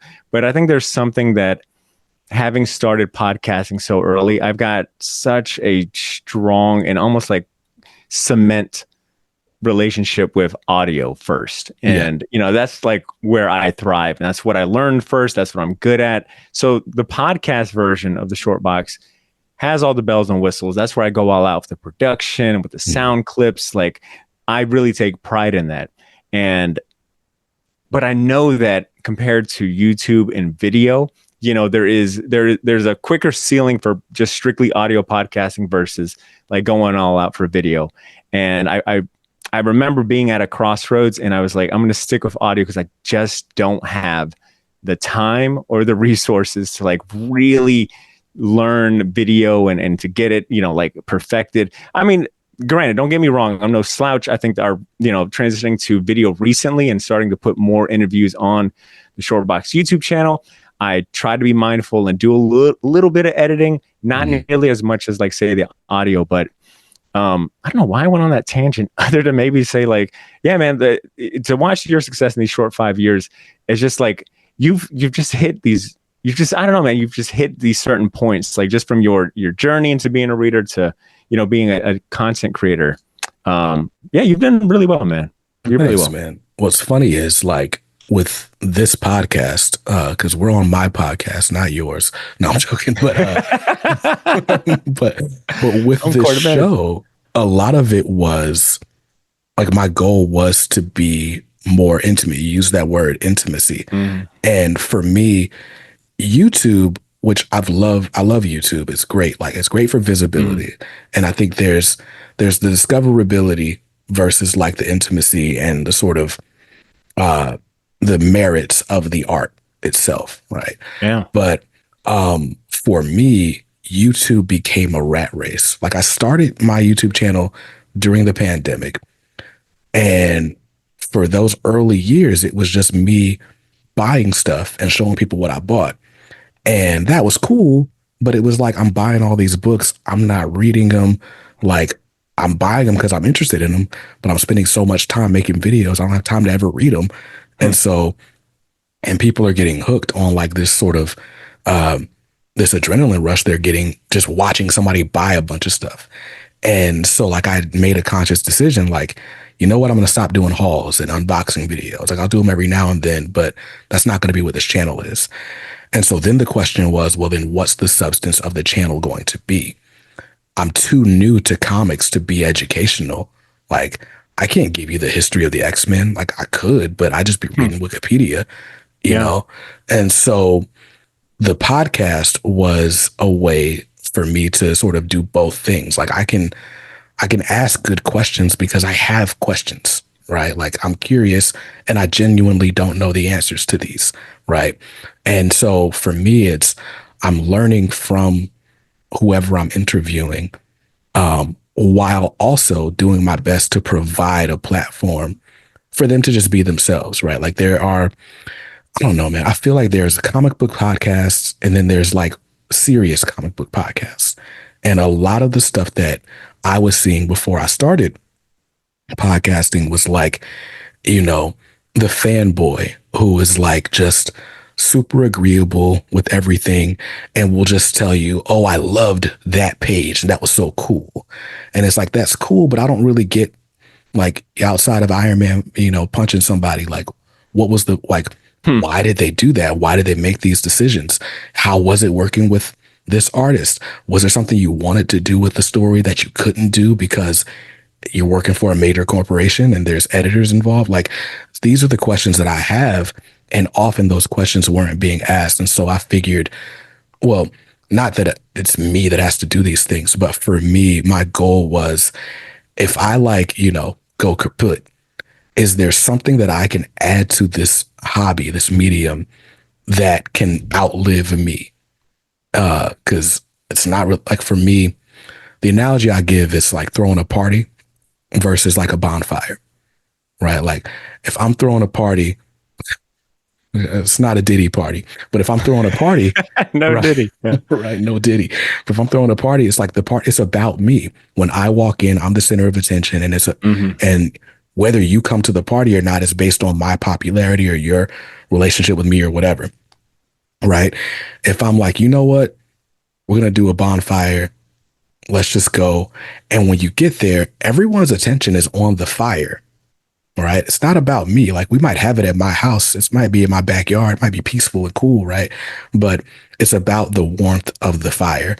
And so I wanted to take the focus off of me and put it back onto the comics. And so that's why I rebranded the channel. And that's where the idea for the podcast came from, because it was like, I wanted to do something that I didn't have to, tailor to an algorithm. I didn't have to try to worry about like episode timing. I just wanted to have good conversations that you could listen to anytime. And so that's something that I envy about platforms like yours, where it's like, you've been doing audio only, or had been doing audio only for so long that to a degree, the numbers don't really matter. Right. Like, but go ahead. No, and I think that's always kind of been a big hesitance about going full YouTube, is that it is such a public thing, right? Like, your numbers are out there, your views out there, and whether they mean something to you or not, you don't know if that means something to a potential viewer or how people view you. Like, there is, regardless of how how tough you think you are, or how, mentally fortitude, there is going to be a little bit of a scratch, whether it be my new show or large, of like, self-doubt, where when you start, especially when you're starting out a channel, it's like, only 5 people viewed this, like, what is the point of doing this? And I think YouTube, it amplifies that anxiety because it is so public. So I will say there was that anxiety to overcome, but and this is kind of like a tangent here, but just a little more about myself. In 2018, I had started I co-founded a Jack's Podcasters United group. And I will say that was where it's essentially like, I would throw these networking events, these meet and greets of other podcasters, hey, come meet us out here. If you're a podcaster, let's get together. Let's just meet. Let's talk. Let's see what you're going through, what I'm doing. And when it started, it was like just an emphasis on audio only podcasts. Obviously, now it doesn't matter if you're video or audio, you're more than welcome. But I will say my experience in working with aspiring, new, veteran, whatever, journeyman podcasters was probably one of the better things I did, because it got me to meet other podcasters and like just, be around your people, much like when you go to the shop and you're like kind of reinforces why you love this culture and this thing you do. The Jax Podcasters was huge in that. And it just made me fall in love with like podcasting, especially at a point in 2018 where I had been doing it 6-7 years and my old co-host had left, that new co-host, and, just like this state of change. There's just something about podcasting that I just could not let it go, man. And not to get too deep into it, but there is something interesting about having podcasted this long. And not only does this show serve as a means to entertain, but also inform and put the comic books on the pedestal that I see them in, like it's this real piece of art. It's also giving me like a channel to meet like friends, man. I've literally made like some of the tightest, closest friends I've ever made, thanks to the podcast and a mutual love of this art form. And not to get too metaphysical, but it's also like a weird time capsule for me. Because now I've started doing, as I'm like getting busy, like currently right now, I'm planning a wedding. I'm getting married in October. So my time has been like really tight lately. So I've been dropping what I've been calling short box classic episodes only on the audio RSS feed. These don't go on YouTube because I just didn't have video back then. Right. And it's been interesting to listen back to like old episodes. And aside from maybe cringing at some stupid opinion I had or joke I made or whatever, it has been a cool time capsule to be like, oh, that's what I was thinking. Oh, that's what I was going through. Oh, that's where comics were at. Oh, that's who the biggest artist was. So I think that keeps me going too. I think that's a big reason why I've done this so long is, like just that drive of like, let's keep going. Like let's continue documenting this art form because, it can only benefit from having more unique voices, more hardworking, crazy people that, do this thing day in, day out, sometimes with no monetary value to it. And I do it also too for, man, the people that listen. I think the biggest honor of being a podcaster is knowing that you have people that listen. One thing I tell like new podcasters that are feeling down about, my podcast only got 20 listens. My podcast only got 30 downloads. It's like, step back for a minute. And I want you to imagine you standing in a room and 30 people sat in that room to, attentively listen to you with their full intention. And, like that'd be crazy. Like that must be what a college professor feels like, to be honest. Right. But yeah, man, I love the medium of podcasting, whether it be video and audio. And I think, I think comic books need more of that push and that coverage. Yeah, no, for sure. I've got to find a balance between what I love about audio and what's good about video, right? Like if somehow we could make podcasts more discoverable, like, because for this specifically, if I didn't have to do video, I wouldn't at all, right? And for the most part, the videos aren't public. But now I've gotten to the point where it's like, okay, well, these people are coming here for coverage. If I just hide it on the audio feed, like, was it coverage? So that's a whole different thing I'm wrestling with. Well, you said something about, and that's what I'm saying is that I want, like I said, not a huge regret, but I wish I would have really leaned into video. I'm just at a point now I don't have the time to really make the channel I want. But you made a good point where comics are a visual medium. Like they go hand in hand with YouTube so well. Like, I don't know how many times that you've been doing one of your haul videos and, like you say something, I might be cleaning the room and you say something and whatever, this creator or this title's coming out and you've got the visual, like it goes hand in hand. So I think that's the power of video. True.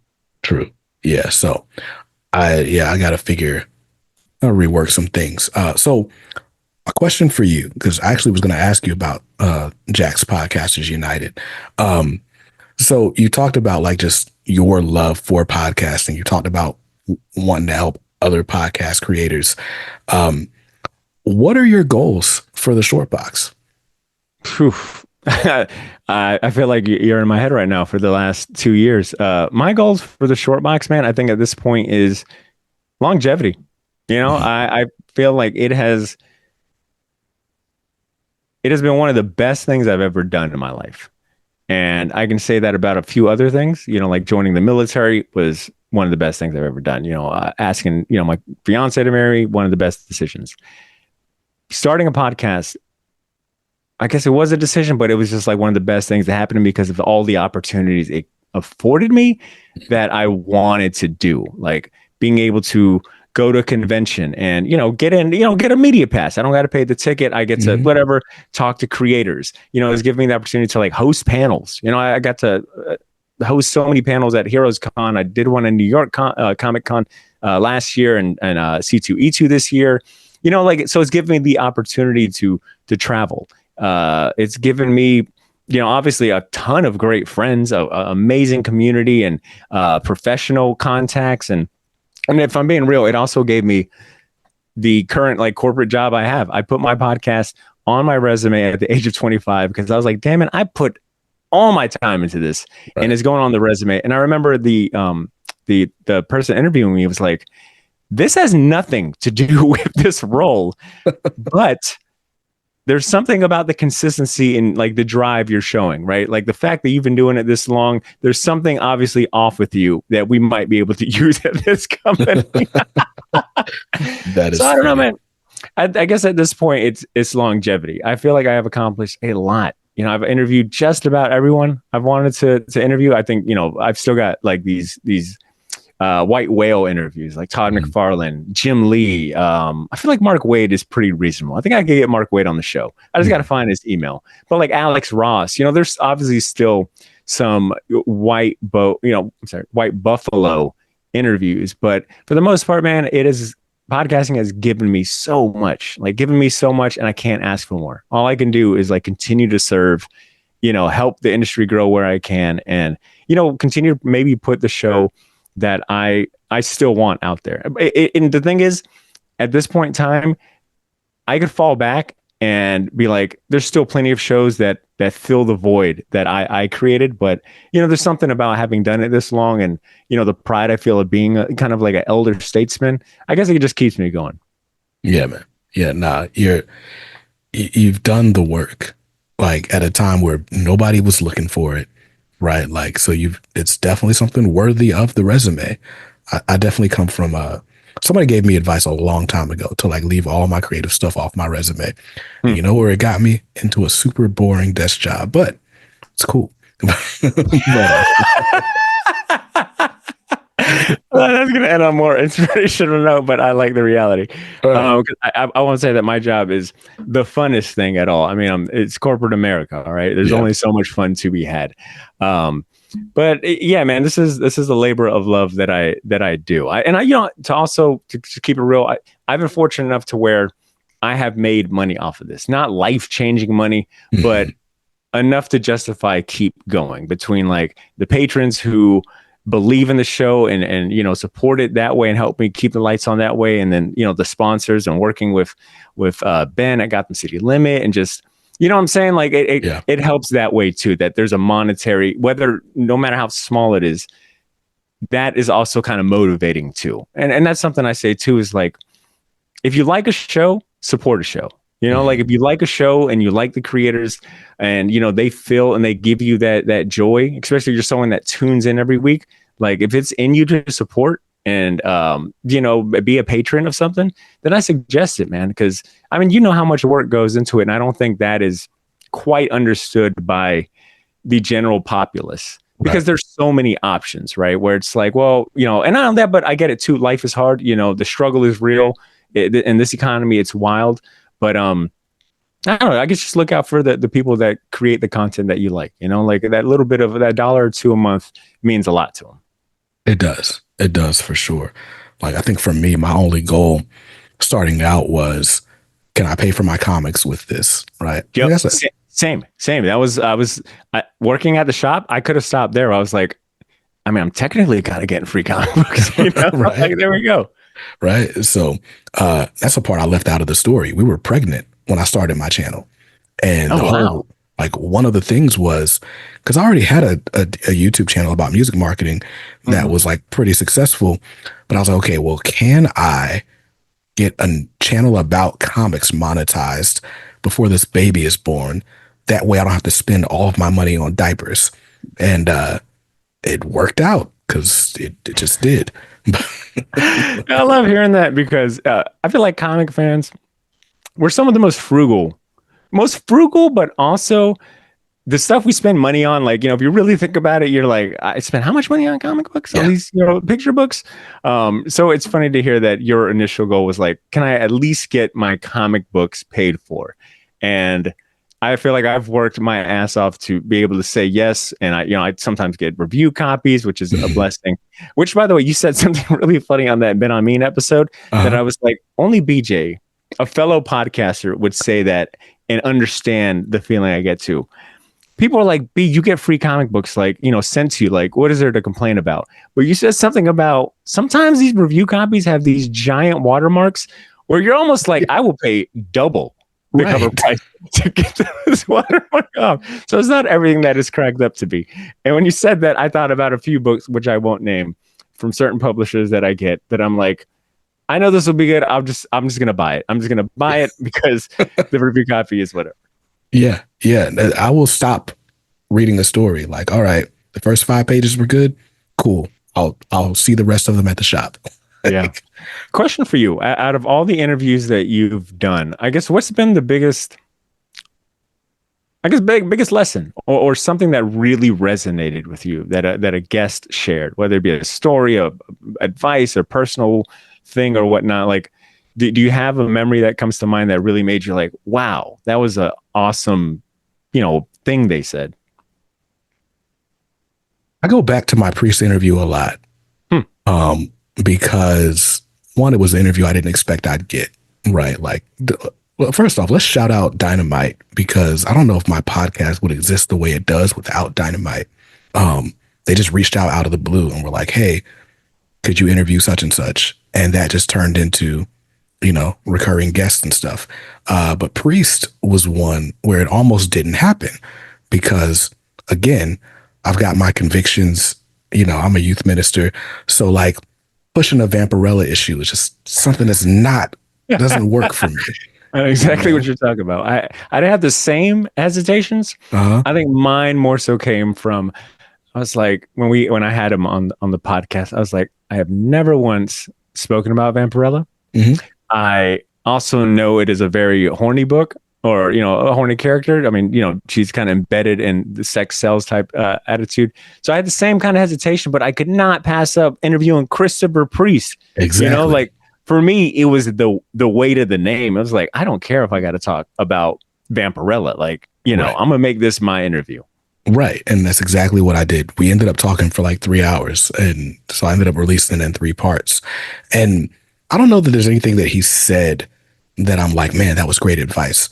But it was just sort of the combination of like just how he viewed himself, right? Like when he's talking about how he never realized he was the first Black anything, or how he, even now, like, he's like, Sue, I'm so mad because my favorite interview with Priest was my interview with Priest until I listened to your interview with Priest. I felt like you got all of the great things and somehow managed to do it within a timely manner. Like I had to pull all that out in 3 hours. But anyway, but when he said to you that Superman Lost is like his biggest achievement because he felt like he was a comic writer again and not just a Black comic writer, right? Like, for all of the, because that's become a big part of my show, is shining a light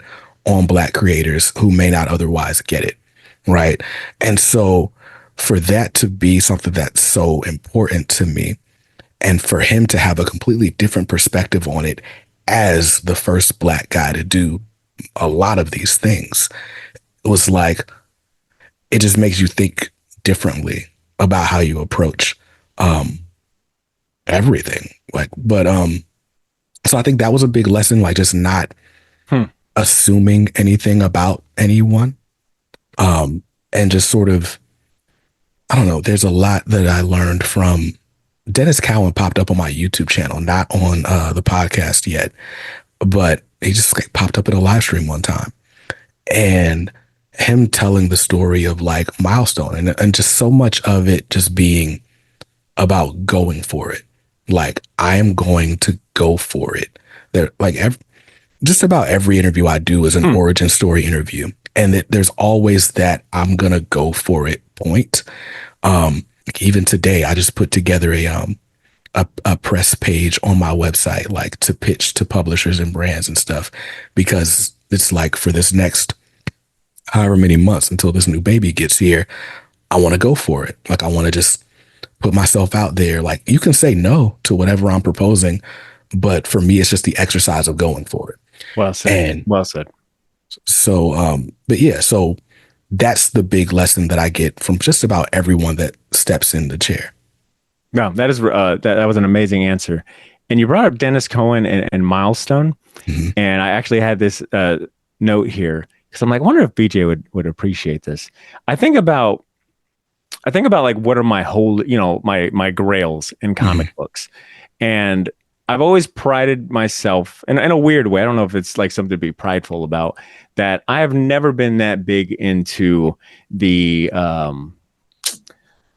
I don't know, like the selling side of comic books, the market, I guess that side. I don't know what exactly I would phrase it. Yeah, the speculator side, the collector side. Oddly enough, it's something that I have kind of grown interested in, and I can get into that later. But I've always prided myself in the sense of like, for me, it's story first. I don't really care about the monetary value. To be honest, I might have a bunch of rare comics, but I just don't have the energy or time to sell it or stay up to date like that. I feel like it's gotten so crazy. It's almost like stock markets now. And I feel like that's been an interesting thing to watch grow as well, is like that side of comic books become really big. And, it makes sense because that's honestly literally where all the money is in comic books, right? Like the resellability and that market. So I get it.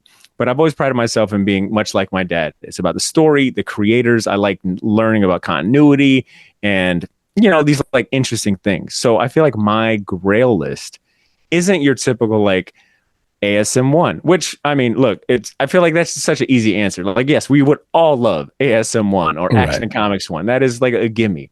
But my holy grails are always like, I feel like maybe more like literal grails. And you brought up Milestone, and I'm getting to a point here, I promise. I know I've been long-winded today, but I'm assuming you watched the Milestone doc that came out on, was it HBO that had Method Man narrating it? Yep. Okay. They brought up in that documentary how Milestone, they built a Bible where it was like, before we go to any publisher, we need to make sure we know what we're creating, who these people are. Like, let's build this world. And the way they talked about that Milestone Bible, that is one of my holy grails. I want one so bad. And sometimes I'm like, does it really exist? Because I can't find nothing I've been on eBay. I think I've set up Google searches, but it's one of those things where there was probably only enough for the creators, right? Your Dennis Cohen's, Ryan McDuffie's and all that. So, that to me is a real grail. Like, that is an ultimate grail, because that is like literally the thing that created this universe. I guess you could say the same thing for like Action Comics 1, but something about the Milestone Bible. And to your point, like that story of the creators going for it and being like, I think the theme of this interview has been like, creating the thing you want out there in the world. That's a prime example of like, hey, there isn't any great representation of Black superheroes or Black culture. Let's go ahead and create it. Yeah, I mean, come on, man. Yeah. No, everyone I've talked to that has a Milestone Bible or has had one cherishes it like it is the holy grail that it is. That's so cool. Right? Like, Illich still has his. I think maybe the only one who may not have one is Dennis, ironically. Wow. But but yeah, no, they all are like, no, this is my baby. I guard this thing with my God, that is so cool here. I'm not, it's like, I'll probably never own one in my life, but that is so cool to hear, man, that still means something to them. I mean, how could it not? That is, and maybe to go back to the question, like, what's my goal of podcasting? I think I just got to double down on longevity, because to me, it is the perfect example of me going for it and it working out, Like, I'm not saying like I'm some big A-lister or a celebrity, but in my head, like, this has just given so much back. And I feel like I owe it to the soul of this show and the people that listen to just keep going. And I feel like I'm waiting for comics to suck, to like really suck to where I could be like, hey guys, like it really sucks. I can't dedicate the time, but it just feels like every year I find myself saying, man, this is a really great year to be in comics. It might be the best year in comics, I've gotten to experience. It feels like every year it's just been, maybe the quality has waned on certain titles and, certain creators might, hit or miss, but you can't say that the comic book industry isn't interesting. It's just an interesting thing, man. Sometimes I try to describe it to my fiance about like, because she comes from a marketing background and she's in logistics. So sometimes when she hears about like, wait, they sell comics like what? Like, wait, you got to go into the shop every Wednesday? It's so weird to outsiders that don't get it. But when you're in it, man, it is so fun and just interesting. Yeah, for sure. No, explaining solicits to someone. What? I tend to read my comics at nighttime. I've now become addicted to my iPad at nighttime, and that's when I read comics. That's my way of unwinding after sending 100 emails a day and editing and just being in front of a computer, is being in front of a smaller computer. But I'm reading comics. Yeah. And, every now and then I'll be reading the previews and I'm like, what are you reading? Oh, like, this is previews. This is what's coming out in the next 3 months. And if I want any of this, I have to fill out this form and let my shop guy know to order it for me and hope that Diamond doesn't screw him over. Man, God, comic books, sometimes talking about it out loud, you're like, why do I do this to myself? But the stories are so damn good. Right, they're amazing. I think, to follow up on what you said, I think 2024 is the best year that I've seen in comics. I mean, I've only been in here 5 years, but this is the best of the 5 years. Like, across all publishers, Dynamite's killing things with Disney and Warner Brothers licenses. We got the Dawn of DC was really good until they interrupted it with Night Terrors, but now we've got the All In initiative to look forward to. The Ultimate stuff at Marvel, really good. Like, yeah, I am a believer that Hickman can really do. I'm kind of at this point like, Marvel, give him the keys to everything. I mean, they kind of gave him the keys with this whole Ultimate universe, but you brought up something about the Christopher Priest interview that I think applies to Hickman, and even like Felice, is it Felice Camp or Dennis Camp? The writer of Ultimates, is that I want more, and I think this extends to Ram V as well. I want more thoughtful people in comics. Like Christopher Priest, I think he said a lot of similar things too on my interview, where I appreciated that he was approaching this with integrity. And he said something about like, the readers aren't dumb. I don't have to spoon feed them everything. And, it's like, give me a little bit of a challenge. Like, let me think. I don't need every answer like ham-fisted. And there's just something about the writers I just named, like the way they write just feels believable. It doesn't feel like they're trying to pander or insult my intelligence. It's just thoughtful storytelling. And there's just so many great examples. And it's cool to watch some of these, non-big two publishers be on par quality wise. They might not have the same size or, the same brand power and all of that, but quality wise, Boom Studios is killing it. Skybound on par. And you know what I'm saying? Yeah. Quality wise, I think when you look at it like that, and for me, and I think safe to say for you and your audience, that's what matters. And right now, you're hard pressed to find, a really terrible comic book. I feel like you have to do, I don't know. It's to your point. It has been a great year for comic books, and to see the rise of like the indie publishers and creator-owned stuff, I think we're seeing like a resurgence and just maybe not. I don't know, just like a re-energized, creative market. Yeah. Yeah. I don't know if it's just spirits are up after COVID's finally like over or not over or whatever it is. I don't know what, but it's like there's just been a new creative energy for the last year, 18 months, and I'm loving it. Right. Like, I've never watched publishers. I was always a character guy, but now I'm like, oh, Mad Cave's got a new series. What's it about? Yeah. I don't care. I'll grab it. Right. Like, it's so it's really cool. It's really cool Agreed. where comics are right now. Look, man, so this is one of those conversations that could go for 3 hours just because I feel like we're kindred spirits, got a lot in common, and it's just fun. But you got a lovely fiance to get to. I got to take kids to school in the morning. Congratulations, by the way. Same to you. Congratulations on the second child? Third. Okay, it's third child. Yeah, third time's a charm. Congratulations. That is awesome. Thank you, man. Thank you. Yeah, man. I'm excited. And yes, this could easily. I mean, I've got like I've got so many hip hop questions in the back pocket as well as comic book questions. But I think what we could do is I'm going to have you on the short box, and we can have we'll be able to have another 2 hours of completely new content. But yeah, I'll get you on the short box and continue this. But this was a lot of fun, BJ. Like, yeah, I think I feel the kindred energy, man. That's what I'm saying. I was like, I like this guy, and I knew it. I knew why. Man, I appreciate it, man. I appreciate you taking the time. And yeah, we'll definitely, I'll come on to your show and try to make it my show. We'll do it. Yeah, that's the only right thing to do. You got to return the favor. Right. Thank you, man. It's been a pleasure. Same to you. So before we go, people that want to follow the short box and follow you, where can they do that? Man, I forgot I was on here to promote a podcast. I'm over here asking the questions. And all right. So I think it's safe to say, if you are listening to this right now, whether you know it or not, you enjoy comic book podcasting a lot. And I think it's safe to say you would enjoy my show because you have tolerated me for close to 2 hours.